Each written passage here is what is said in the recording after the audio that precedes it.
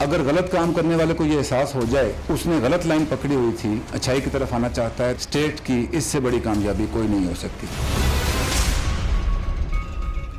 पाक फौज को बड़ी कामयाबी मिल गई। दहशतगर्दों के तर्जुमान एहसान उल्लाह एहसान ने हथियार डालकर खुद को सिक्योरिटी फोर्सेस के हवाले कर दिया। DG ISPR कहते हैं अवाम और रियासती इदारों ने मुल्क की सिक्योरिटी सूरत हाल बेहतर बनाने में पेशरफ्त की है। उन्होंने एहसान उल्लाह एहसान के फौज की तहवील में होने का भी बताया।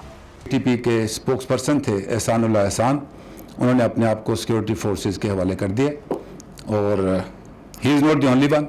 आने वाले वक्त में आप देखेंगे कि इस किस्म की और भी इत्तला आपसे शेयर करेंगे।